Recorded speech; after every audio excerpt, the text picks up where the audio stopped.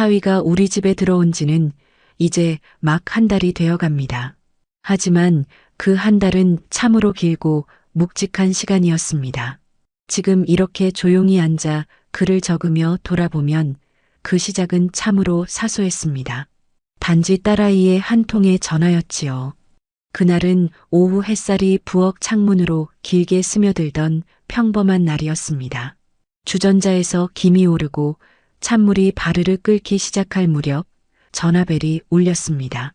수화기 너머로 들려오는 딸아이의 목소리는 낯설 정도로 힘이 없었습니다. 엄마, 우리 당분간 같이 지내면 안 될까? 짧은 한마디였지만 저는 바로 느낄 수 있었습니다. 단순히 지내러 온다는 말이 아니라 무너져서 오는 것이구나. 조심스레 이유를 묻자 딸은 한참을 머뭇거리다 말했다지요. 오빠가 아니, 여보가 사업을 완전히 접었어. 처음엔 그 말이 귀에 잘 들어오지 않았습니다. 사위가 사업을 하며 고생한다는 이야기는 몇 번 들었지만 그래도 언제나 씩씩하게 버티고 있다고 믿고 있었거든요. 그런데 갑자기 완전히 접었다니 제 마음이 덜컥 내려앉았습니다. 딸은 이어서 월세도 내지 못하고 쫓겨날 처지라고 말했습니다. 은행 대출 이자는 이미 몇 달째 밀려 있었고 카드값도 감당이 안 된다고 했습니다. 딸의 목소리는 점점 작아졌고 마치 무언가에 질질 끌려가는 듯한 느낌이 들었습니다. 저는 잠시 아무 말도 하지 못했습니다. 머릿속에서 온갖 생각이 소용돌이쳤습니다. 결혼할 당시만 해도 반듯하고 믿음직스러웠던 사위였습니다. 정장을 말끔히 차려입고 허리를 곧게 펴며 인사하던 모습이 아직도 생생합니다. 그랬던 사위가 사업이 무너지고 이제 갈 곳조차 없다니 솔직히 말하면 처음엔 내심 망설여졌습니다. 이 나이에 또다시 자식 식구를 들이는 게 쉬운 일은 아니니까요. 게다가 사위가 워낙 자존심이 강한 사람이란 걸 저는 누구보다 잘 알고 있었습니다. 결혼 후에도 명절 때 우리 집에 올 때면 항상 말끔한 차림으로 당당한 걸음으로 들어오곤 했습니다. 그런 사람이 처가살이를 한다는 건 아마도 자존심에 큰 상처가 될 것입니다. 그렇다고 해서 외면할 수도 없었습니다. 피부치보다 더 가깝게 지내던 딸입니다. 이럴 때 손 내밀지 않으면 그게 과연 부모겠습니까?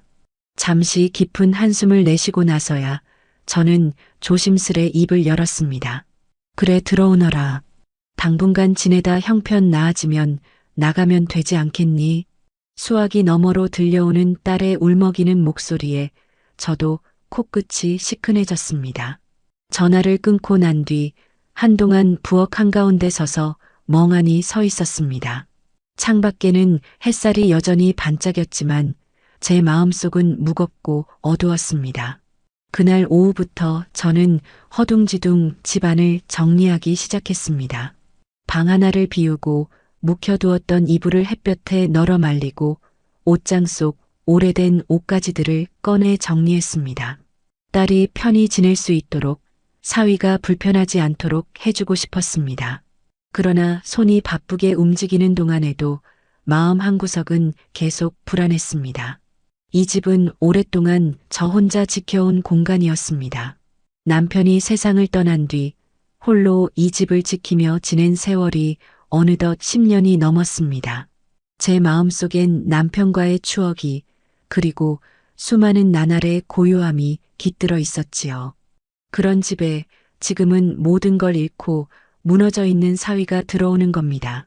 그가 어떤 표정을 지을지, 어떤 마음으로 이 문을 열고 들어올지 차마 상상조차 되지 않았습니다. 그리고 며칠 뒤 마침내 그날이 찾아왔습니다. 현관문이 열리고 딸이 먼저 들어섰습니다. 눈가가 벌겋게 부어 있었고 억지로 웃음을 지으려 애쓰는 얼굴이었습니다. 뒤이어 사위가 고개를 푹 숙인 채 조심스럽게 들어왔습니다. 그의 발걸음은 무겁고 느렸습니다. 어머니 폐에 끼치게 돼서 죄송합니다. 사위의 목소리는 예전보다 훨씬 낮고 작았습니다. 예전엔 당당하게 인사하던 사람이었는데 이제는 시선을 제대로 마주치지도 못했습니다. 저는 아무 말 없이 고개를 끄덕였습니다. 괜히 위로의 말을 건넸다가 오히려 상처가 될까 두려웠습니다. 그냥 묵묵히 그들의 짐을 방으로 옮겨주고 이불을 펴주었습니다. 그날 저녁 셋이 마주 앉아 밥을 먹었습니다. 식탁 위에는 제가 정성껏 만든 된장찌개와 김치, 계란말이가 놓여 있었지만 밥상 위의 공기는 어색하고 무거웠습니다. 딸은 억지로라도 분위기를 띄우려 했지만 사위는 거의 입을 열지 않았습니다. 숟가락질조차 조심스럽게 마치 밥 한 톨마다 무게가 실려 있는 것처럼 보였습니다. 저는 밥을 먹으며 슬쩍 그들의 눈치를 살폈습니다. 딸은 종종 사위를 바라보다가 이내 고개를 숙였습니다. 사위는 딸의 시선을 피하며 밥만 바라봤습니다. 그 모습은 마치 같은 식탁에 앉아 있으면서도 전혀 다른 세상에 있는 사람들 같았습니다. 식사가 끝나자 사위는 조용히 방으로 들어가 버렸고 딸은 한숨을 쉬며 접시를 들었습니다. 제가 대신 치우겠다고 말했지만 딸은 괜찮다며 억지 웃음을 지었습니다. 그 웃음이 너무 아프게 느껴졌습니다. 그날 밤 저는 오랜만에 잠이 오지 않았습니다. 부엌 식탁에 앉아 불 꺼진 거실을 바라보다가 괜히 창문을 열었다 닫았다 했습니다. 한때 웃음소리가 넘쳐나던 집이었는데 이제는 숨죽인 듯한 고요만이 감돌았습니다. 그 후로도 날들은 조용히 흘러갔습니다.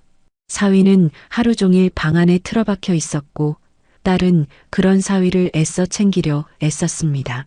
저는 일부러 사위가 있을 때는 거실에 나가지 않으려 했습니다. 그가 혹시라도 불편해할까봐 발자국 소리조차 죽이며 조심했습니다. 그런데 이상한 일은 그 조심스러운 평화가 오래가지 않았다는 겁니다. 처음엔 아주 사소했습니다. 어느 날 새벽 현관문이 살짝 열렸다 닫히는 소리가 들렸습니다. 처음엔 잠결에 들은 것 같아 대수롭지 않게 넘겼습니다. 하지만 그 소리는 며칠 뒤 또 들렸고 그 다음 날도 또 들렸습니다. 그때부터 제 마음속에 설명할 수 없는 불길함이 서서히 자리를 잡기 시작했습니다. 그날 이후로 저는 밤마다 귀를 곤두세우게 되었습니다. 분명 집안은 고요한데 이상하게도 마음속은 늘 살얼음판 위를 걷는 것처럼 불안했습니다. 밤이 깊어가면 숨죽인 정적 사이로 어쩐지 익숙한 소리가 들려올 것만 같았지요. 처음엔 단지 우연일 거라고 스스로를 달랬습니다. 요즘 날도 덥고 잠도 잘 안 온다는데 그냥 산책 삼아 나가는 걸지도 몰라. 그렇게 마음을 다독이며 이불을 덮었지만 막상 귀는 조금도 잠들지 않았습니다. 어느새 몸이 저절로 반응하고 있었습니다. 시계가 새벽 2시를 넘기면 저는 무의식적으로 숨을 죽인 채 귀를 기울였습니다.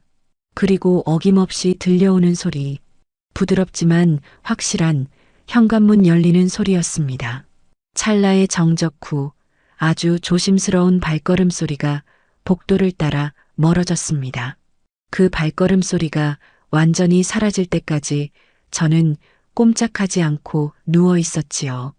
그러다 곧 쿡쿡 찌르는 불안감이 다시 올라왔습니다. 그렇게 사위의 외출은 매일같이 반복됐습니다. 처음에는 멀리 다녀오는 줄 알았는데 새벽에 나가면 2~3시간 뒤에야 돌아왔습니다. 돌아올 때는 언제나 새벽 해가 막 터오르기 직전이었고 발걸음은 어딘가 지쳐 있었습니다. 저는 점점 이상하다는 생각이 들었습니다. 실직 후 우울해하는 사람이라면 오히려 방에만 틀어박혀 있어야 하는 게 아닌가. 그런데 왜 새벽마다 나가서 그렇게 오랜 시간을 보내는 걸까? 낮 동안의 사위는 거의 말을 하지 않았습니다. 거실에서 마주쳐도 짧게 고개만 숙일 뿐이었지요. 눈빛은 늘 어딘가 멍했고 입술은 바싹 말라 있었습니다. 식사 때도 말없이 밥만 삼켰습니다. 딸이 애써 분위기를 띄우려 해도 대답은 짧고 건조했습니다. 저는 마음 한구석이 점점 더 불안해졌습니다. 이대로는 안 되겠다 싶어 작은 수첩을 꺼내 들었습니다. 사위가 나가는 시간과 들어오는 시간을 기록해 보기로 한 겁니다. 그날 밤도 어김없이 시계는 새벽 1시 반을 가리켰습니다. 현관문이 살짝 열렸다 닫히는 소리, 그리고 조심스러운 발자국 소리. 저는 눈을 감은 채 가만히 누워 있다가 그 소리가 사라지자 이불을 걷어냈습니다. 창문 사이로 들어오는 희미한 가로등 불빛이 방 안을 옅게 비추고 있었습니다. 거실로 나와 시계를 확인하고 작은 글씨로 시간을 적었습니다. 그리고 의자에 앉아 조용히 시간을 세었습니다. 2시간, 3시간 그렇게 4시간 뒤에 현관문이 다시 열리는 소리를 들었습니다. 문득 제 심장이 쿵 내려앉았습니다. 정말 이상했습니다. 다음 날 아침 딸은 여느 때처럼 부엌에서 밥을 차리고 있었습니다. 사위는 방에서 나오지 않았습니다. 저는 괜히 딸의 눈치를 보며 물끄러미 식탁을 정리하다가 결국 아무 말도 꺼내지 못했습니다. 딸의 얼굴은 전보다 훨씬 말라 있었고 눈 밑엔 잔주름이 깊게 패였습니다. 그 얼굴을 보고 있자니 차마 의심을 털어놓을 용기가 나지 않았습니다. 그래서 저는 결심했습니다. 다음번엔 직접 눈으로 확인해 보겠다고. 이제는 더 이상 추측으로만 머물 수 없다고. 그날부터 저는 은밀히 준비를 하기 시작했습니다. 낮에는 딸 몰래 외투 주머니에 작은 손전등을 넣어두고 가벼운 운동화를 현관 구석에 꺼내 놓았습니다. 평소엔 안 보이도록 마루 밑에 살짝 밀어 넣어두었지요. 사위가 또 나가는 날을 기다리며 저는 한밤중에도 긴장을 풀지 않았습니다. 며칠 후 마침내 기회가 찾아왔습니다. 그날 밤은 유난히 고요했습니다. 바람 한 점 없이 공기가 무거웠고 집안의 모든 소리가 또렷하게 들렸습니다. 새벽 2시를 막 넘기던 순간 현관문이 조심스럽게 열렸다 닫히는 소리가 들렸습니다. 저는 조용히 이불을 젖히고 일어났습니다. 발자국 소리를 죽이기 위해 양말만 신고 현관까지 살금살금 다가갔습니다. 문고리를 조심스레 돌려 아주 살짝 문틈을 열자 이미 사위는 골목 쪽으로 걸어가고 있었습니다. 그의 걸음은 빠르지도 느리지도 않았지만 어딘가 조심스러워 보였습니다.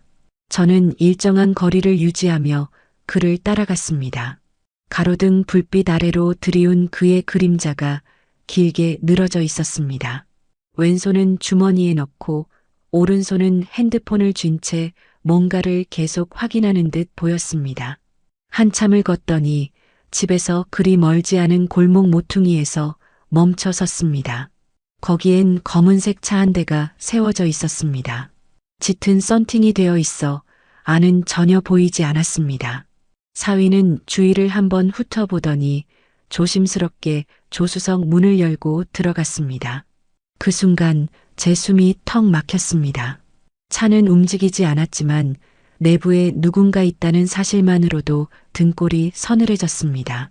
저는 골목 끝 전봇대 뒤에 몸을 숨기고 눈을 떼지 못한 채 그 차를 바라봤습니다.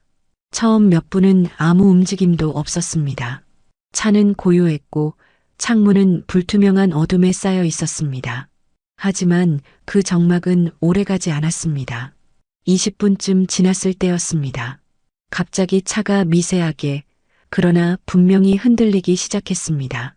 규칙적이지 않은 위아래로 들썩이는 움직임이었습니다.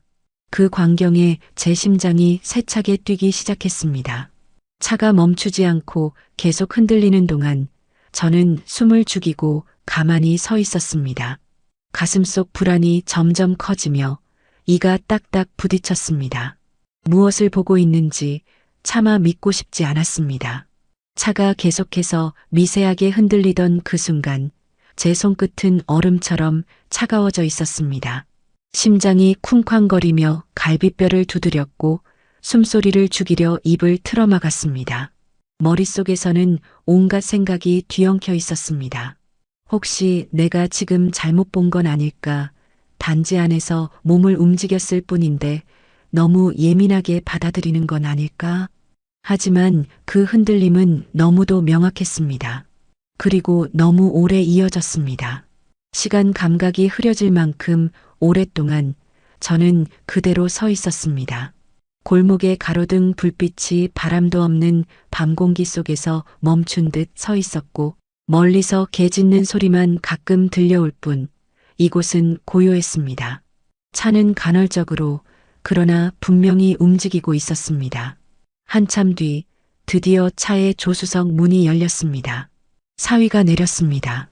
그는 허리를 조금 굽힌 채로 어깨를 늘어뜨린 모습이었습니다.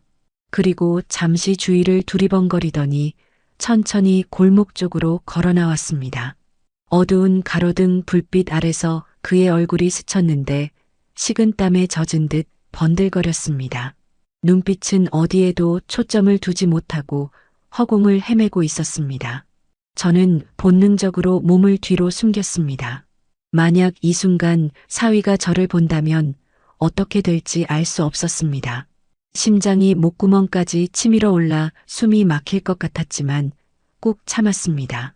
사위는 천천히 그러나 분명히 발걸음을 우리 집 쪽으로 옮겼습니다.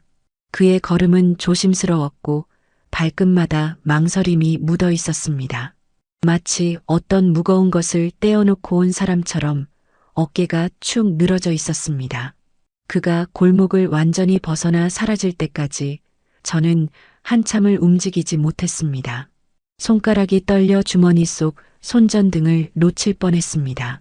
다리에 힘이 풀려 벽에 기대어 숨을 고르며 한참을 그렇게 서 있었습니다. 그리고 아주 천천히 그를 따라 집으로 향했습니다. 집에 도착하니 현관문은 굳게 닫혀 있었고 마루까지는 아무 소리도 들리지 않았습니다. 살금살금 걸음을 옮겨 제 방으로 들어와 문을 닫자 그제야 무릎이 풀려 바닥에 주저앉았습니다. 심장은 여전히 두근거렸습니다. 정말 믿기지 않았습니다. 내 딸의 남편이 이런 일을. 아니, 아직은 확실하지 않다. 나는 단지 본 것만으로 판단하고 있는 걸지도 몰라. 그렇게 스스로를 달래려 했지만 차가 흔들리던 장면이 머릿속에서 지워지지 않았습니다.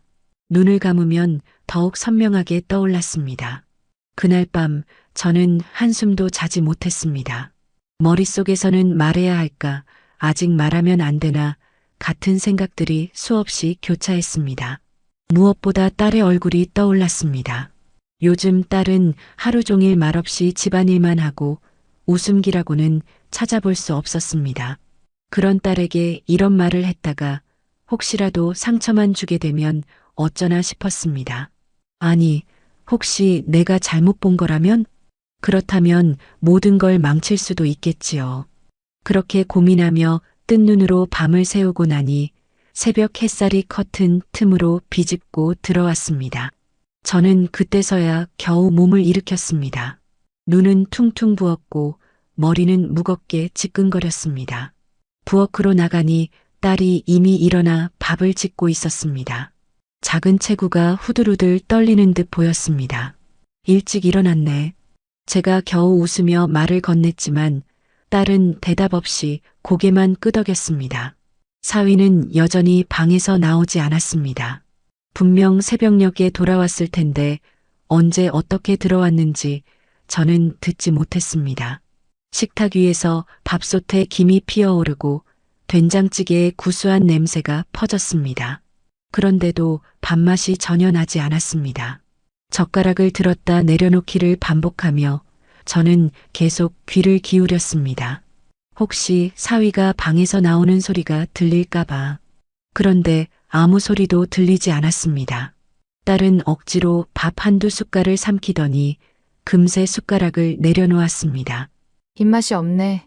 그 말에 제 마음이 쿡 찔렸습니다. 딸은 무표정한 얼굴로 그릇을 싱크대로 옮기며 설거지를 시작했습니다. 물소리만 덩그러니 부엌을 채웠습니다. 저는 그 모습을 보며 결심이 더욱 굳어졌습니다. 이제는 더 이상 가만히 지켜보기만 할 수 없다고. 한 번 더 반드시 확실하게 확인해야 한다고. 지금껏 본 것은 우연일 수 있으니 이번엔 더 가까이에서 더 분명히 봐야 한다고 생각했습니다. 그날 오후 딸은 장을 보러 나갔습니다. 사위는 여전히 방 안에 틀어박혀 있었습니다. 저는 조심스럽게 그의 방문 앞에 다가갔습니다. 안에서는 아무 소리도 들리지 않았습니다.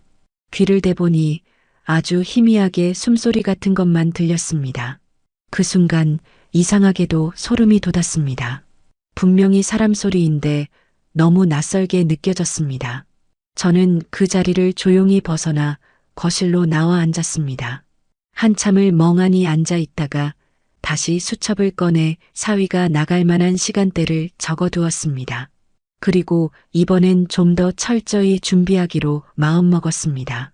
이불장 안에 있던 검정색 얇은 외투를 꺼내 세탁해 두었고 발소리를 죽이기 위해 바닥이 부드러운 운동화도 현관 한켠에 놓았습니다.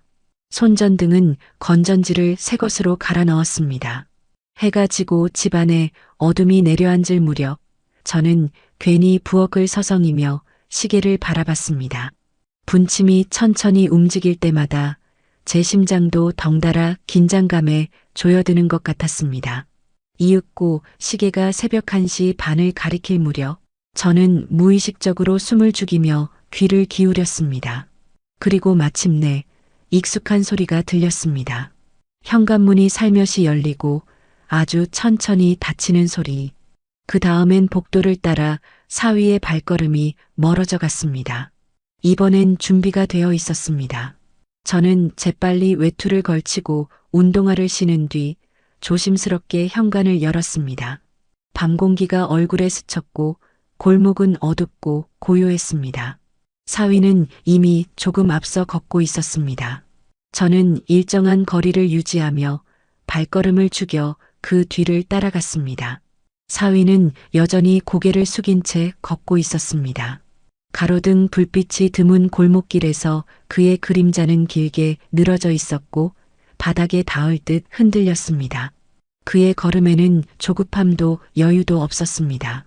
그저 무언가를 향해 당겨지듯 기계적으로 앞으로 나아가는 발걸음이었습니다.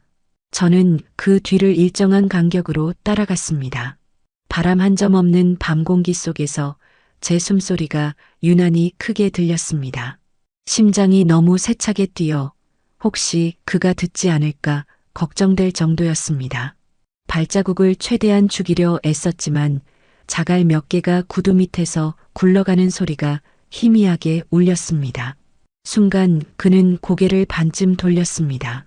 저는 재빨리 몸을 벽 쪽으로 숨겼습니다. 다행히 그는 별다른 의심 없이 다시 앞을 향해 걸었습니다. 숨을 몰아쉬며 저는 다시 조심스레 그를 따라붙었습니다. 한참을 걷던 사위는 결국 지난번과 같은 골목 모퉁이에 다다랐습니다. 그리고 그곳엔 역시나 그 검은색 차가 서 있었습니다. 이번에는 거리상으로 훨씬 가까웠습니다. 골목길 양옆엔 오래된 건물벽이 둘러서 있어 바람도 통하지 않았고 밤 공기는 눅진하게 가라앉아 있었습니다. 사위는 잠시 주위를 둘러보았습니다.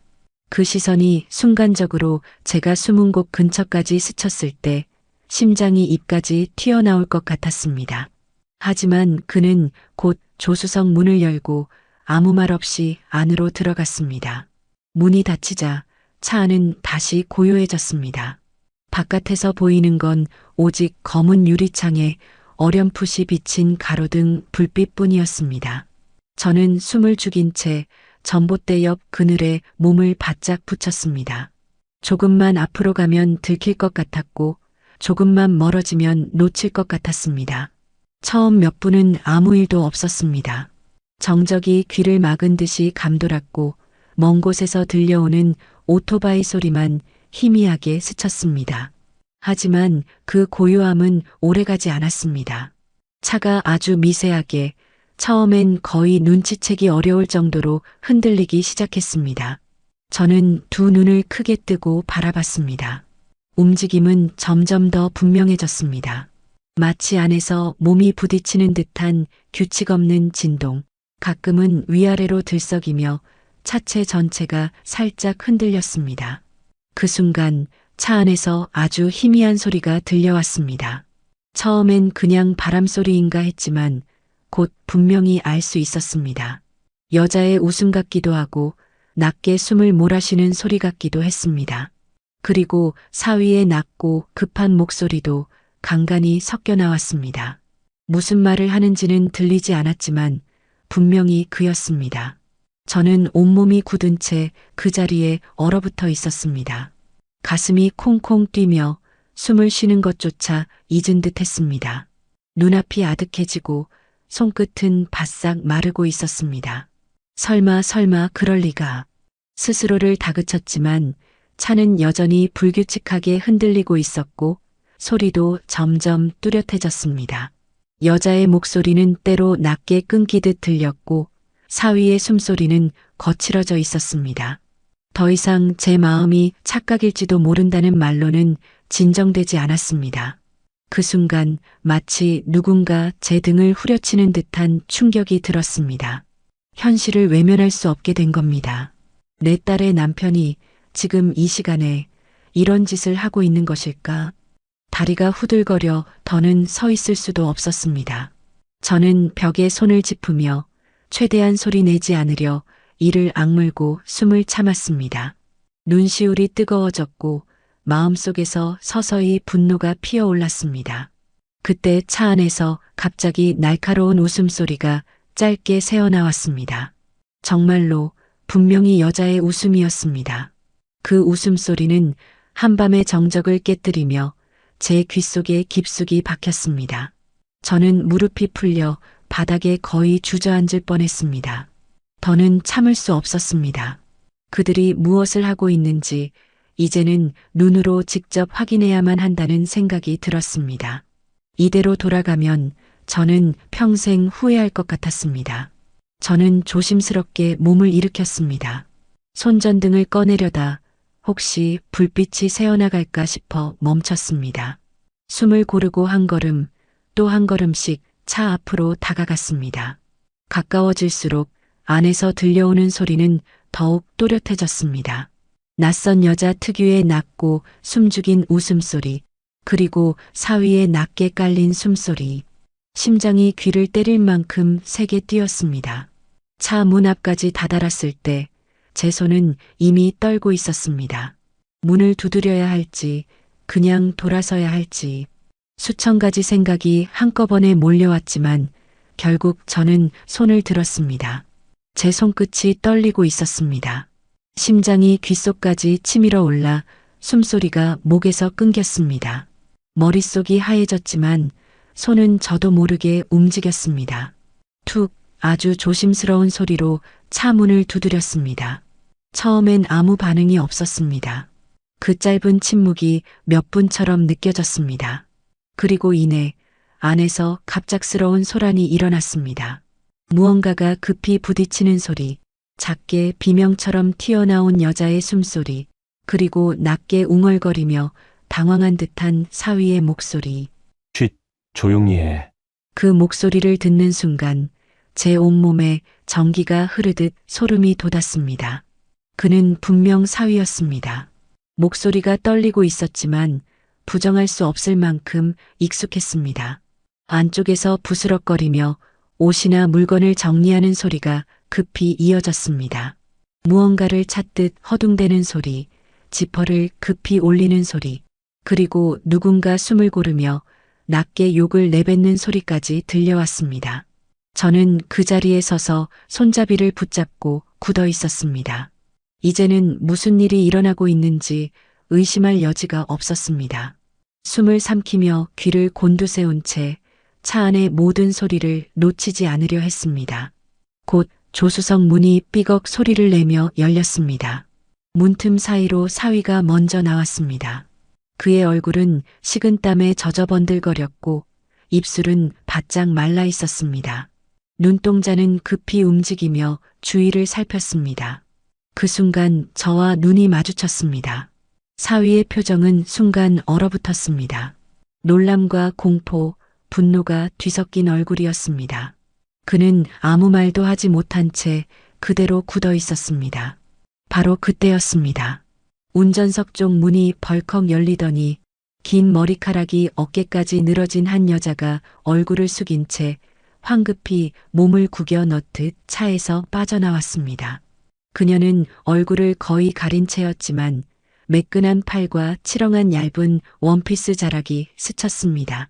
그녀는 단 한 번도 뒤돌아보지 않고 곧장 운전석에 올라탔습니다. 차의 시동이 켜졌고 바퀴가 자갈 위를 긁으며 소리를 냈습니다. 매캐한 배기가스 냄새가 코끝을 스쳤습니다. 차는 빠르게 거의 도망치듯 골목길을 빠져나갔습니다. 붉은 미등이 점점 작아지다가 이내 어둠 속에 삼켜졌습니다. 남은 건 저와 사위뿐이었습니다. 사위는 한동안 말없이 서 있었습니다. 눈빛은 흔들리고 있었고 손가락이 미세하게 떨렸습니다. 저는 숨을 고르며 그를 바라봤습니다. 가슴 속에서는 불덩이 같은 분노와 손끝이 차가워질 만큼의 두려움이 동시에 요동쳤습니다. 지금 방금 누구였냐? 제 목소리는 떨렸습니다. 사위는 고개를 숙인 채 한참을 침묵했습니다. 그리고 아주 낮은 목소리로 마치 혼잣말하듯 말했습니다. 그냥 친구예요. 그 한마디에 제 속에서 무언가가 와르르 무너져 내리는 소리가 들렸습니다. 친구라니, 그게 친구와 함께 있을 모습이란 말인가. 차가 흔들리고 여자가 도망치듯 떠나는데 무슨 짓을 한 거냐고 물었잖니. 제 목소리는 자신도 모르게 높아졌습니다. 사위는 그제야 고개를 들었습니다. 그 눈빛엔 당황과 분노가 동시에 깃들어 있었습니다. 그리고 한 박자 늦게 그는 낮게 말을 내뱉었습니다. 장모님, 이 일 아내한테 말하면 진짜 큰일 납니다. 그 한마디에 저는 등골이 싸늘해졌습니다. 목소리는 낮았지만 분명히 위협이 섞여 있었습니다. 눈빛도 차갑게 가라앉아 있었고 주먹이 꽉 쥐어져 있었습니다. 하지만 저는 피하지 않았습니다. 심장이 두근거렸지만 눈을 피하지 않고 그대로 그를 바라봤습니다. 사위는 한참을 저를 노려보다가 갑자기 시선을 돌리고 무겁게 발걸음을 옮겨 골목 끝으로 사라졌습니다. 남겨진 골목은 다시 고요했습니다. 그러나 제 귀에는 아직도 그 여자의 웃음소리가 잔향처럼 맴돌고 있었습니다. 손끝은 떨리고 있었고 입술은 바짝 말라 있었습니다. 가슴은 분노로 타올랐고 동시에 두려움이 스며들고 있었습니다. 집으로 돌아오는 길은 유난히 길게 느껴졌습니다. 불과 몇 분 거리였지만 발끝마다 무거운 돌덩이를 달아맨 것처럼 느려졌습니다. 밤 공기가 차가웠지만 제 이마에는 땀이 맺혀 있었습니다. 손가락 끝은 아직도 떨리고 있었고 입술은 바싹 말라붙어 있었습니다. 현관 앞에 서자 숨이 막히듯 가슴이 쿡 조여들었습니다. 도어락을 누르며 혹시라도 사위가 먼저 와 있는 건 아닐까, 갑자기 문이 열리며 마주치진 않을까, 별별 상상이 머릿속을 스쳐 지나갔습니다. 다행히 집안은 고요했습니다. 신발을 벗으며 천천히 현관문을 닫았습니다. 철컥하는 소리가 유난히 크게 울렸습니다. 마루 위로 한 발자국 옮길 때마다 바닥이 삐걱거리는 소리가 새벽의 고요를 깨뜨렸습니다. 저는 숨소리조차 죽이며 방으로 들어갔습니다. 문을 닫자마자 무릎이 툭 풀리듯 꺾였습니다. 그 자리에 주저앉아 한참 동안 아무 생각 없이 숨만 몰아쉬었습니다. 눈을 감으면 조금 전 골목에서의 광경이 너무 선명하게 떠올랐습니다. 검은 차 미등이 사라지던 순간, 그리고 사위의 식은땀 맺힌 얼굴, 차 안에서 들리던 낮은 숨소리와 웃음소리까지 마치 귀 옆에서 다시 재생되는 것 같았습니다. 내가 진짜 그런 걸 본 걸까? 스스로에게 묻고 또 물었습니다. 혹시 내가 너무 예민해진 건 아닐까? 혹시 잘못 본 건 아닐까? 하지만 이내 스스로 고개를 저었습니다. 눈으로 봤고 귀로 들었고 심장으로 느꼈습니다. 그건 착각일 수가 없었습니다. 이불 위에 앉아 있으려니 가슴이 답답해져 창문을 열었습니다. 차가운 새벽 공기가 한순간에 방 안으로 밀려들었습니다. 심장이 두근거리다 못해 욱신거렸습니다. 목덜미에 식은땀이 흘렀고 손바닥은 축축했습니다. 한참을 창문가에 서서 멍하니 서 있었습니다. 멀리 고속도로에서 나는 듯한 낮은 소음, 이따금 지나가는 자동차 불빛, 그 모든 것들이 멀게만 느껴졌습니다. 제 발밑에 깔린 바닥만이 유일하게 현실 같았습니다. 시계를 보니 새벽 5시를 넘기고 있었습니다. 방 한구석에서 전기장판의 전원이 꺼지는 소리가 똑 하고 들렸습니다. 집안은 완전한 정적에 휩싸였습니다. 그 속에서 제 숨소리만 가쁘게 들렸습니다. 이걸 말해야 할까? 딸의 얼굴이 떠올랐습니다. 며칠 전 부엌에서 접시를 닦던 그 표정. 한때 그렇게 밝고 수다스럽던 아이가 요즘은 하루 종일 말 한마디 없이 움직였습니다. 눈 밑엔 다크서클이 짙게 내려앉아 있었고 입꼬리는 한 번도 올라간 적이 없었습니다. 밥상에서도 억지로 한두 숟갈 뜨다 말곤 금세 젓가락을 내려놓곤 했습니다. 그런 딸에게 지금 이 사실을 전해야 할까? 혹시 내가 잘못 본 거라면? 그렇다면 딸의 마음만 괜히 무너뜨리는 건 아닐까? 하지만 만약 정말이라면? 이대로 모른 척한다면 딸의 인생이 돌이킬 수 없이 무너져 버리는 건 아닐까? 생각이 꼬리에 꼬리를 물고 이어졌습니다. 머리가 지끈거리고 눈꺼풀이 천근만근 무거워졌습니다. 하지만 눈은 감기지 않았습니다. 눈을 감으면 오히려 그 장면이 더 생생하게 떠올랐습니다. 사위의 눈빛, 여자의 웃음소리, 그리고 떠나가던 붉은 미등. 결국 저는 이불을 걷고 일어났습니다. 거실로 나가 부엌 식탁에 앉았습니다. 식탁 위에 놓아둔 시계가 초침을 옮길 때마다 작은 소리를 냈습니다. 그 소리가 심장 박동처럼 느껴졌습니다. 두근, 두근, 두근. 잠시 후 창밖이 희미하게 밝아오기 시작했습니다. 커튼 사이로 아침 햇살이 조금씩 스며들었고 그제야 집안의 공기가 다시 현실로 돌아오는 듯 했습니다. 하지만 마음은 여전히 어둠 속에 묶여 있었습니다. 곧 딸이 일어나 부엌으로 나올 겁니다. 그러면 저는 어떤 얼굴로 그녀를 마주해야 할까요? 아무 일 없다는 듯 미소 지으며 밥상을 차려야 할까요? 아니면 지금 당장 모든 걸 말해야 할까요? 입술을 깨물었습니다. 입안에서 철맛이 났습니다.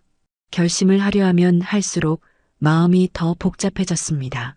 말해야만 한다는 생각과 아직은 말하면 안 된다는 생각이 서로 얽혀 단단한 매듭이 되어버린 것 같았습니다. 결국 저는 식탁에 팔을 베고 고개를 떨군 채 그대로 앉아 있었습니다. 햇살이 얼굴을 비췄지만 눈을 뜰 수가 없었습니다. 눈을 뜨면 그 모든 현실을 마주해야 할 것 같았기 때문입니다. 식탁 위에 엎드려 있던 얼굴에 햇살이 닿아 따끔거렸습니다. 눈꺼풀을 억지로 들어 올리자 흐릿한 시야 너머로 주방시계의 초침이 바삐 움직이고 있었습니다. 새벽을 통째로 깨어보내고 나니 몸은 천근만근 무거웠습니다. 온몸이 축축하게 젖은 것처럼 나른했고 뼈마디마다 둔한 통증이 맴돌았습니다. 그때 부엌 쪽에서 작은 발자국 소리가 났습니다. 저는 반사적으로 고개를 들었습니다. 딸이었습니다. 수면 바지 위에 헐렁한 티셔츠를 입은 채 머리를 느슨하게 묶은 모습이었습니다. 얼굴은 창백했고 눈 밑엔 그늘이 져 있었습니다. 엄마, 벌써 일어났어요? 딸이 잠긴 목소리로 물었습니다. 저는 가능한 한 평온한 표정을 지으며 고개를 끄덕였습니다. 응, 그냥 잠이 일찍 깨서. 목소리가 떨리지 않도록 조심했지만 스스로 듣기에도 어딘가 어색했습니다. 딸은 대답 대신 무표정하게 찬장을 열어 쌀을 꺼냈습니다. 부드러운 살갗 위로 핏줄이 얇게 비쳤고 손목이 예전보다 더 가늘어 보였습니다. 그 모습을 보고 있으려니 가슴이 미세하게 조여들었습니다. 딸은 말없이 밥솥에 쌀을 씻어 넣고 전기밥솥의 버튼을 눌렀습니다. 기계가 작게 삐소리를 내며 작동을 시작했습니다. 그 소리가 새벽의 정막을 깨고 퍼져나갔습니다. 저는 그 작은 소리에도 깜짝 놀란 듯 몸을 굳혔습니다. 혹시 사위가 깰까봐, 그가 방에서 나와 갑자기 우리를 바라볼까봐 심장이 이유 없이 쿵 내려앉았습니다. 딸은 조용히 냄비를 꺼내 된장찌개 재료를 다듬기 시작했습니다. 칼날이 도마에 닿을 때마다 딱, 딱 규칙적인 소리가 났습니다. 그 소리가 마치 시계를 두드리는 듯 단단하게 들려서 제 신경을 곤두서게 만들었습니다. 저는 식탁 끝에 앉은 채 두 손을 무릎 위에 모았습니다. 손가락 끝이 식은 땀에 젖어 서로 엉겨붙었습니다. 입술을 다물고 애써 아무렇지 않은 표정으로 딸의 동작을 바라보았습니다. 그때였습니다. 작게, 아주 작게 바닥이 삐걱거리는 소리가 들렸습니다. 저는 숨을 멈추듯 고개를 돌렸습니다. 거실 끝 복도 너머 사위의 방문 아래로 희미한 그림자가 스쳤습니다. 문이 살짝 흔들렸다가 다시 고요해졌습니다. 아무 소리도 나지 않았지만 누군가 안에서 움직였다는 것을 저는 직감했습니다. 등줄기를 따라 서늘한 기운이 내려앉았습니다. 딸은 여전히 고개를 숙인 채 팔을 썰고 있었고 아무것도 눈치채지 못한 듯 했습니다. 그 모습이 오히려 더 가슴을 먹먹하게 만들었습니다. 지금 이 집에서 단 한 사람만 진실을 알고 있다는 사실이 마치 무거운 짐처럼 어깨를 짓눌렀습니다. 사위의 방문 아래로 들이운 그림자는 잠시 멈춰 있더니 이내 천천히 사라졌습니다. 그리고 몇 분 후 방문이 아주 조심스럽게 열리는 소리가 들렸습니다. 저는 눈길을 돌리지 않은 채 시야 끝으로 그 움직임을 지켜봤습니다. 사위가 문틈 사이로 조용히 나왔습니다. 머리는 헝클어져 있었고 수면바지 차림의 발소리는 거의 들리지 않았습니다. 그는 잠시 부엌 쪽을 흘낏 보더니 아무 말 없이 곧장 화장실 쪽으로 걸어갔습니다. 그 순간 제 심장이 두어 박자 빨리 뛰었습니다. 한 발자국 옮길 때마다 바닥이 아주 살짝 울렸고 그 미세한 진동마저도 제 살갗 아래까지 전해지는 것 같았습니다. 딸은 뒤도 돌아보지 않았습니다. 사위가 바로 곁을 지나갔는데도 여전히 칼질을 멈추지 않았습니다. 그것이 더 이상하게 느껴졌습니다. 딸은 혹시 알고 있는 걸까? 아니면 정말 아무것도 모른 채 그저 무감각해진 걸까? 사위는 화장실 문을 닫으며 가볍게 숨을 내쉬는 소리를 냈습니다. 문이 닫히자 집안은 다시 적막해졌습니다. 물 흐르는 소리도 발자국도 숨소리도 들리지 않았습니다. 마치 모두가 동시에 숨을 죽인 것 같았습니다. 저는 그때 깨달았습니다. 이 집은 더 이상 예전의 집이 아니었습니다. 모두가 같은 공간에 살고 있지만 서로에게서 한 겹씩 떨어져 나가고 있었습니다. 그 사이에 보이지 않는 균열이 생겨 있었고 지금 그 균열 위에 저 혼자 위태롭게 서 있는 기분이었습니다. 화장실에서 물 내리는 소리가 짧게 울리고 이어서 발자국 소리가 다시 복도를 건너왔습니다. 저는 부엌 쪽을 바라보는 척하며 시야 끝으로 그 움직임을 지켜봤습니다. 사위가 천천히 걸어 나와 주방 근처까지 왔습니다. 헐렁한 티셔츠 위로 어깨가 굽어 있었고 발걸음은 무겁고 질질 끄는 듯 했습니다. 그는 딸 뒤편에 멈춰 서서 한동안 말없이 서 있었습니다. 딸은 여전히 칼질을 이어가며 고개를 들지 않았습니다. 마치 사위가 거기 없는 것처럼 아니면 그 존재를 아예 외면하는 것처럼 그 둘 사이에 흐르는 침묵이 공기보다 무거웠습니다. 사위가 낮게 한숨을 내쉬며 식탁 쪽으로 걸음을 옮겼습니다. 의자를 당기는 소리가 정적을 가르며 길게 울렸습니다. 그 소리에 저는 어깨가 미세하게 움찔했습니다. 사위는 천천히 의자에 앉아 등을 살짝 기대더니 두 손으로 얼굴을 감싸 쓸어내렸습니다. 그 동작이 너무 익숙해서 오히려 낯설게 느껴졌습니다. 그가 얼굴을 내리자 잠깐 마주친 눈빛이 스쳤습니다.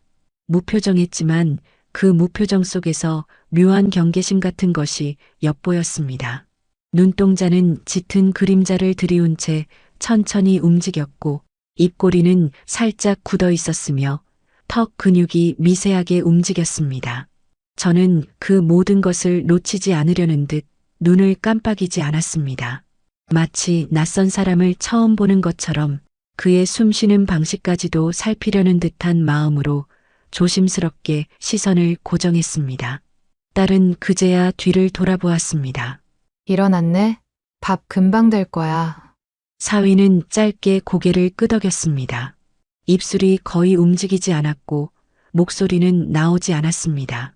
그저 고개를 한번 숙였다 들었을 뿐이었습니다. 그 잠깐의 움직임 속에서도 저는 이상한 불안함을 느꼈습니다. 눈동자가 딸을 향하지 않고 허공을 맴돌았고 그의 손가락은 식탁 아래에서 계속 무의식적으로 다리를 두드리고 있었습니다. 규칙 없는 두드림 소리가 나무 밑둥을 타고 제 발끝까지 전해졌습니다.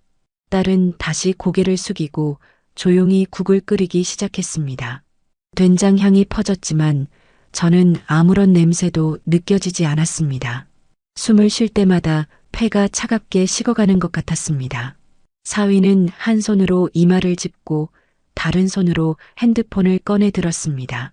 화면 불빛이 그의 얼굴을 희미하게 비추었습니다. 눈가가 살짝 꿈틀거렸고 입꼬리가 아주 미세하게 내려갔습니다. 그 순간 저도 모르게 몸을 앞으로 숙였습니다. 그의 표정을 조금이라도 더 자세히 보려는 듯. 하지만 곧 그는 핸드폰을 탁 내려놓고 의자에 몸을 깊숙이 기대었습니다. 그 움직임에 의자가 삐걱 소리를 내며 기울었고 그 소리에 제 심장이 불쑥 뛰었습니다. 조금 전 골목에서 그가 내리던 발소리, 식은땀 젖은 얼굴이 겹쳐졌습니다. 그는 무심한 듯하지만 그 무심함 자체가 억지로 만든 껍데기처럼 느껴졌습니다. 마치 속으로 무엇인가를 숨기려 애쓰는 사람처럼 그 모습이 더욱 섬뜩하게 다가왔습니다. 저는 숟가락을 쥔 채 손가락에 힘을 주었습니다. 차가운 금속이 손바닥에 눌려 자국이 남았지만 손을 풀 수가 없었습니다. 딸이 국을 휘젓는 소리가 부엌을 가득 채웠고 그 소리 사이로 사위의 낮은 숨소리가 섞여 들렸습니다.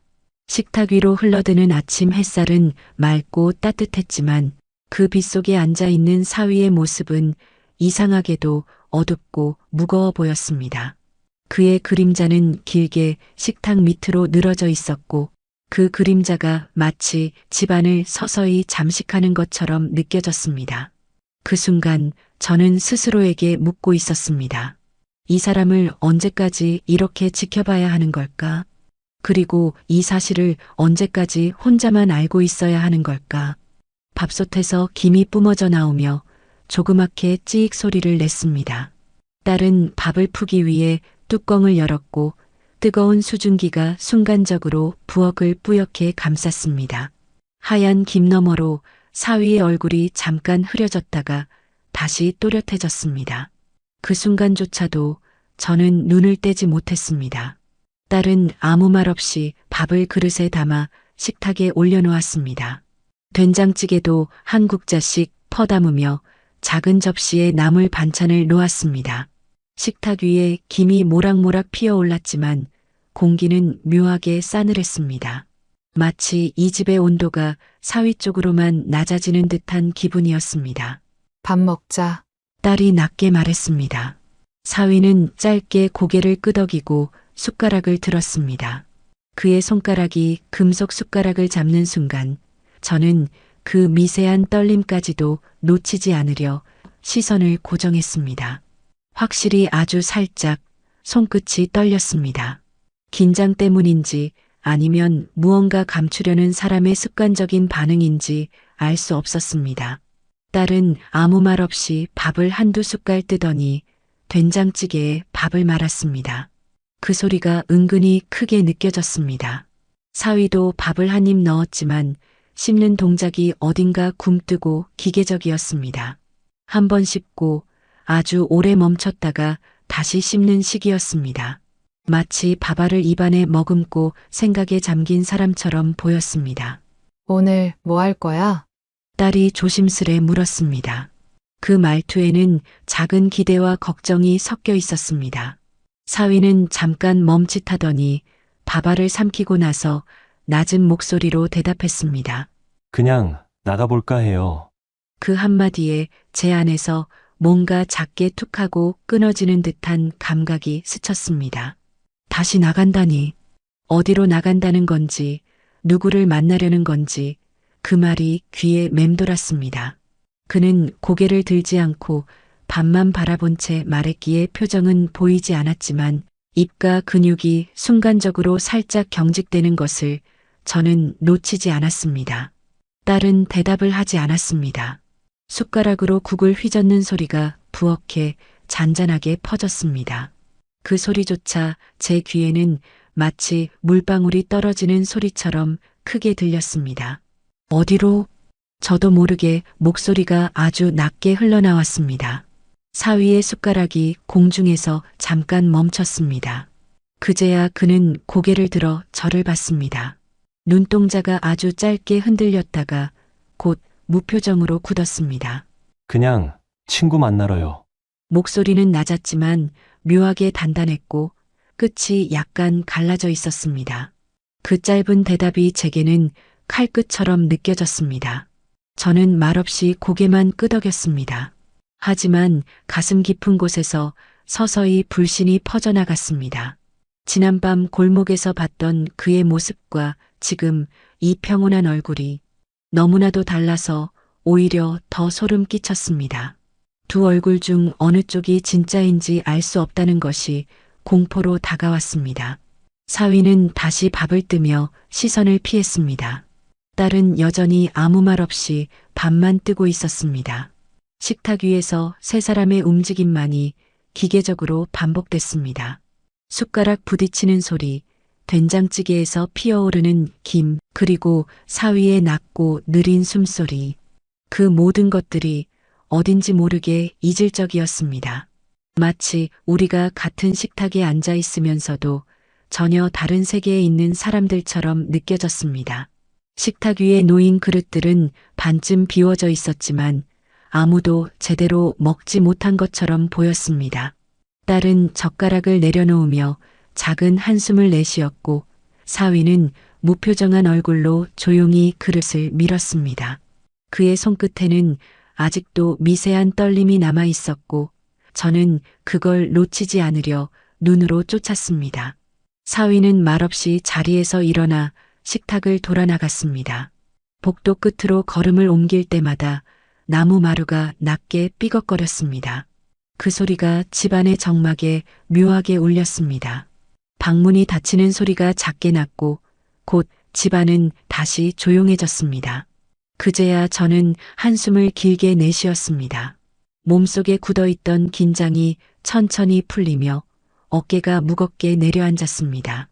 딸은 아무 말 없이 설거지거리를 싱크대로 옮겼습니다. 물소리가 부엌을 채우며 흐르기 시작했습니다. 그 소리를 들으며 저는 한참을 망설였습니다. 입안은 바싹 말라 있었고 손바닥에는 식은 땀이 배어 있었습니다.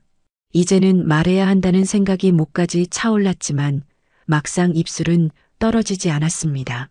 지금 말해버리면 딸의 세상이 무너질지도 몰라. 하지만 계속 숨기면 더 큰 상처를 입게 될지도 몰라. 그 두 생각이 교차하며 머릿속을 가득 메웠습니다. 딸의 뒷모습이 물 위로 비쳐 보였습니다. 가녀린 어깨, 늘어진 티셔츠 자락, 물에 젖어 팔에 붙은 머리카락. 그 모습이 너무 위태로워 보였습니다. 이제는 더 이상 혼자 짊어질 수 없다는 생각이 들었습니다. 저는 식탁에 두 손을 올리고 아주 조심스럽게 목소리를 냈습니다. 얘야. 딸이 설거지하던 손을 멈췄습니다. 물소리가 뚝 끊겼고 부엌은 한순간에 조용해졌습니다. 엄마가 너한테 꼭 말해야 할 게 있어. 제 목소리는 낮았지만 떨렸습니다. 딸은 천천히 몸을 돌려 저를 바라봤습니다. 그 눈동자엔 놀람과 약간의 불안이 섞여 있었습니다. 무슨 일이에요, 엄마? 저는 한동안 아무 말도 하지 못했습니다. 숨을 들이마셨다가 떨리는 숨을 내쉬었습니다. 그리고 결국 입술을 열었습니다. 며칠 전부터 새벽마다 내 남편이 집을 나가더라. 말이 입 밖으로 나오자 심장이 쿵 하고 내려앉았습니다. 딸의 눈이 아주 살짝 커졌습니다. 나는 처음엔 그냥 산책 나가는 줄 알았어. 그런데 이상하게 2~3시간씩이나 나갔다 오더라. 딸은 아무 말도 하지 않고 서 있었습니다. 눈동자가 아주 조금씩 흔들리고 있었지만 입술은 굳게 다물려 있었습니다. 그래서 엄마가 몰래 따라가 봤어. 제 목소리가 점점 작아졌습니다. 집에서 그리 멀지 않은 골목에 검은색 차가 서 있었는데 그 차에 타더라. 그리고 차가 움직이지 않은 채로 한참 흔들렸어. 그 말을 꺼내며 제 손이 식탁 위에서 바들바들 떨렸습니다. 딸은 얼굴이 점점 하얘지더니 한 걸음 다가왔습니다. 흔들렸다고요? 그 목소리는 거의 속삭임이었고 그 안에 두려움이 섞여 있었습니다. 어젯밤에도 나갔어. 제 목소리가 갈라졌습니다. 이번엔 가까이까지 갔어. 안에서 여자의 웃음소리가 들렸어. 그리고 둘이 허둥대며 차에서 내렸는데 그 여자는 도망치듯 떠났어. 딸의 얼굴이 서서히 굳어갔습니다. 입술을 떨며 아무 말도 하지 못했고 눈동자가 허공을 헤맸습니다.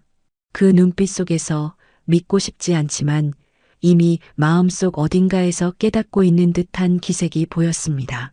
저는 마지막으로 숨을 깊게 들이마셨습니다. 미안하다 엄마가 이걸 말해야 하나 수없이 고민했어.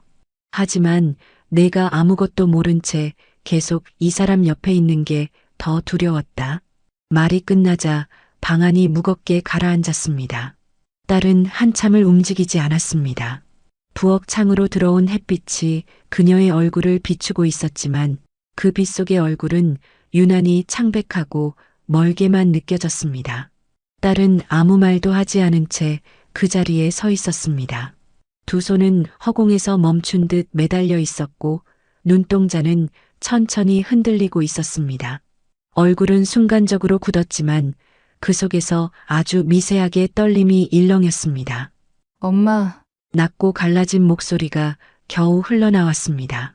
그게 진짜예요? 저는 대답하지 못했습니다. 그저 고개를 아주 천천히 끄덕였습니다. 그 작은 움직임 하나에 딸의 얼굴이 한순간 일그러졌습니다. 아니에요. 그럴 리 없어요. 딸은 손사래를 치듯 고개를 저었습니다. 그 사람 요즘 힘들긴 해도 나한테 그런 짓 그럴 리가 없어요. 그 목소리는 필사적으로 평정을 지키려 애쓰는 것 같았지만 끝자락이 점점 떨리고 있었습니다. 눈가가 빨갛게 물들기 시작했고 숨소리가 얕고 불규칙해졌습니다. 엄마가 착각한 걸 거예요. 밤에 잘 안 보였을 수도 있고 차 안에 있던 사람도 그냥 친구였을 수도 있잖아요. 딸의 말 한마디 한마디가 스스로를 설득하려는 것처럼 들렸습니다. 그 말들을 내뱉는 동안 그녀의 손가락은 조용히 팔소매를 움켜쥐고 있었습니다. 얇은 천위로 파르르 떨리는 손등이 드러났습니다. 저는 자리에서 일어나 딸 앞으로 천천히 다가갔습니다. 그녀는 여전히 고개를 저으며 작게 중얼거리고 있었습니다. 아닐 거예요. 아닐 거예요. 얘야. 제가 낮게 부르자 딸의 눈동자가 저를 향했습니다. 그 순간 그 눈 속에 비친 표정은 혼란과 두려움, 그리고 희미한 체념이 뒤섞여 있었습니다. 엄마가 거짓말할 이유가 없잖니. 제 목소리는 떨렸지만 조심스러웠습니다. 엄마도 이 말 꺼내기까지 수없이 망설였어. 정말 아닐 거라고 수십 번도 넘게 되뇌었단다. 딸의 입술이 떨리며 열렸다 닫혔습니다. 숨을 크게 들이마셨다가 제대로 내쉬지 못한 채 멈췄습니다. 그리고 이내 뚝 하고 눈물 한 방울이 뺨을 타고 흘렀습니다. 그 순간 그녀는 두 손으로 얼굴을 가렸습니다. 가늘게 떨리던 어깨가 서서히 흔들리기 시작했습니다. 억눌렀던 감정이 서서히 무너져 내리는 듯한 모습이었습니다. 왜 나한테는 아무 말도 안 했을까? 그녀의 목소리는 흐느낌에 섞여 거의 알아들을 수 없을 만큼 작았습니다. 나 요즘 이상하다고 느꼈어요. 말도 줄고, 눈도 안 마주치고, 그래도 그냥 힘들어서 그런 줄로만. 딸의 말끝이 흐려졌습니다. 눈물로 젖은 두 손가락 사이로 뜨거운 숨이 새어나왔습니다. 그 모습에 제 가슴이 찢어질 듯 아파왔습니다. 한쪽에서는 미안함이, 한쪽에서는 안도감이 뒤엉켰습니다. 이제라도 진실을 말해준 것이 옳았는지 여전히 확신할 수 없었지만 이 순간만큼은 그녀의 고통을 혼자 지게 둘 수 없었습니다. 저는 조심스럽게 손을 뻗어 딸의 어깨에 얹었습니다. 그녀의 어깨는 부서질 듯 가벼웠고 뜨겁게 떨리고 있었습니다. 딸은 얼굴을 가린 채 그대로 울음을 삼키며 서 있었습니다. 작은 흐느낌이 방 안에 퍼졌습니다. 햇빛이 여전히 부엌 창으로 스며들고 있었지만 그 빛조차도 이 순간에는 너무 멀고 차갑게 느껴졌습니다. 딸은 한참 동안 두 손으로 얼굴을 가린 채 서 있었습니다. 어깨는 떨렸고 흐느낌이 식탁 위에 낮게 깔려 있었습니다. 저는 그 곁에 조용히 서서 손으로 그녀의 등을 천천히 쓸어내렸습니다. 숨소리가 점점 고르며 잦아들기 시작했습니다. 딸은 결국 얼굴을 감싸던 손을 내렸습니다. 눈가는 붉게 부어 있었고 속눈썹엔 아직도 눈물이 매달려 있었습니다. 하지만 그 눈동자 속에는 이전과는 전혀 다른 무언가가 떠올라 있었습니다. 망설임이 거치고 대신 서늘한 결심 같은 것이 깃들어 있었습니다. 그녀는 깊게 숨을 들이마셨습니다. 그리고 낮지만 단단한 목소리로 말했습니다. 엄마, 나 확인할래요. 저는 순간 멈칫했습니다. 지금? 딸은 고개를 천천히 끄덕였습니다. 지금이 아니면 난 평생 모른 척할 것 같아요. 그리고 그러면 안 될 것 같아요. 그녀의 목소리는 떨리지 않았습니다. 이미 마음속에서 무언가가 정해진 듯 했습니다. 딸은 부엌 수건으로 얼굴을 대충 훔치고 천천히 복도를 걸었습니다. 그녀의 발소리는 작았지만 단호했습니다. 저는 말없이 그 뒤를 따랐습니다. 복도 끝 사위의 방문 앞에 도착하자 딸은 잠시 멈춰섰습니다. 손잡이 위에 손을 얹었지만 바로 돌리지 못했습니다. 심장이 쿵쿵 뛰는 소리가 고요한 복도에 울려 퍼지는 것 같았습니다. 그리고 마침내 그녀는 문을 벌컥 열었습니다. 방 안에는 아직 새벽의 어둠이 남아 있었고 사위는 침대 가장자리에 앉아 있었습니다. 핸드폰을 들고 무언가를 보고 있다가 갑작스러운 문소리에 흠칫하며 고개를 들었습니다. 왜 그래? 그의 목소리는 낮고 무심했지만 눈동자가 순간적으로 흔들렸습니다. 딸은 문가에 서서 그를 똑바로 바라봤습니다. 목소리는 낮았지만 숨겨둔 분노가 짙게 섞여 있었습니다. 어젯밤 어디 다녀왔어? 사위는 한순간 멍하니 그녀를 바라보다가 곧 억지로 웃음을 지었습니다. 산책 좀 했어. 잠이 안 와서. 거짓말하지 마. 딸의 목소리가 날카롭게 갈라졌습니다. 그 순간 방 안의 공기가 찢어지는 듯 했습니다. 사위는 눈썹을 찌푸렸습니다. 뭐가, 왜 그러는 거야? 갑자기. 차에 타서 누구랑 있었어? 딸은 한 발짝 앞으로 다가섰습니다. 엄마가 다 봤어. 그 차 안에서 웃음소리까지 들렸다고 했어. 사위의 얼굴빛이 순간 하얗게 질렸다가 곧 굳어졌습니다. 입술을 꾹 깨물며 고개를 돌렸습니다. 엄마가 그걸 믿은 거야? 믿은 게 아니라 알아?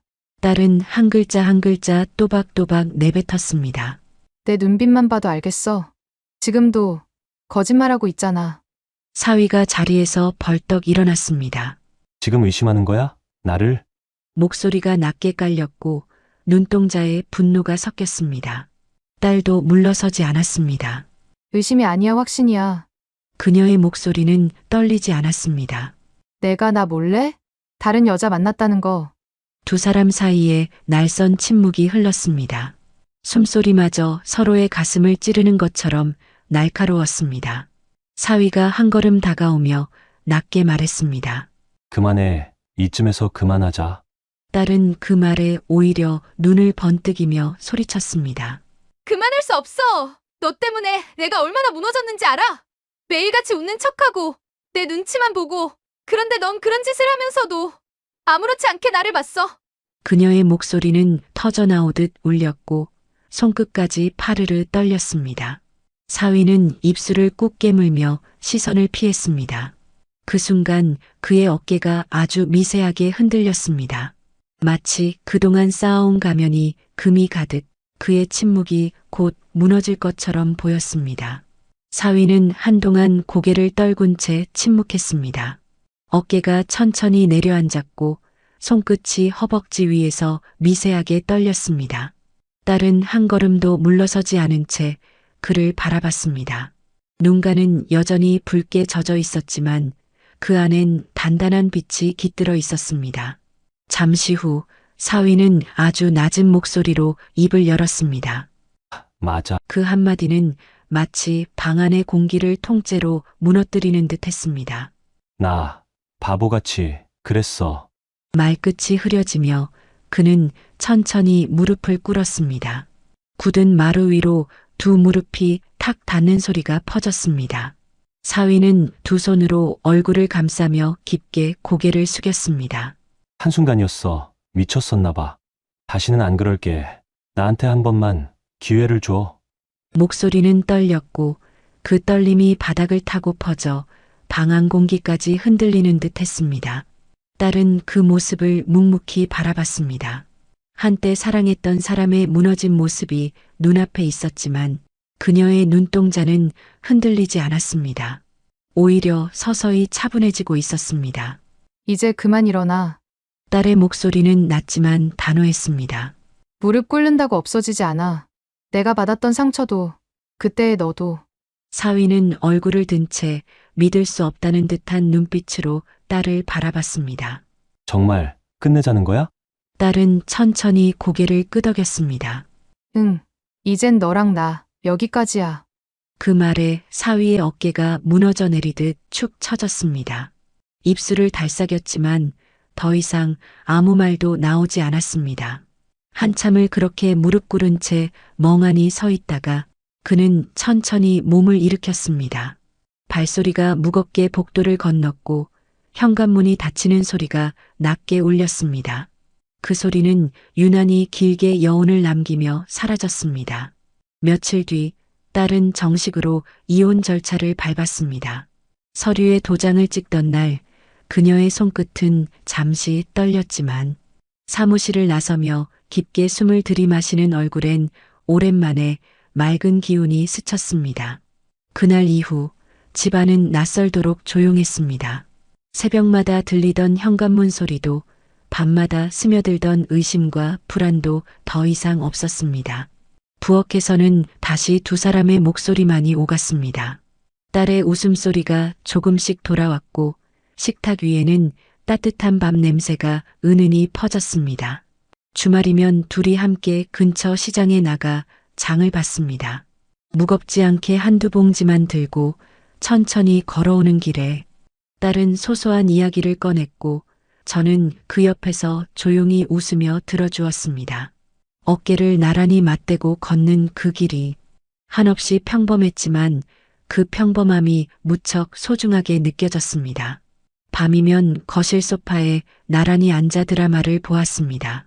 딸은 손에 작은 수건을 쥐고 있었고 저는 뜨거운 차를 마셨습니다. 텔레비전 속 웃음소리가 방 안에 퍼지며 한때 꽉 막혀 있던 공기 사이로 서서히 따뜻한 숨결이 스며들었습니다. 그렇게 계절이 한두 번 바뀌는 동안 딸의 얼굴은 다시 부드러워졌고 그녀의 웃음에는 예전처럼 맑은 빛이 돌아왔습니다. 저는 그 웃음을 곁에서 바라보며 마음속으로 천천히 안도의 숨을 내쉬었습니다. 이제 이 집에는 배신도 의심도 없었습니다. 대신 오래된 식탁 위로 피어오르는 따뜻한 밥김과 서로를 지켜주는 두 여자의 고요한 웃음만이 남아 있었습니다.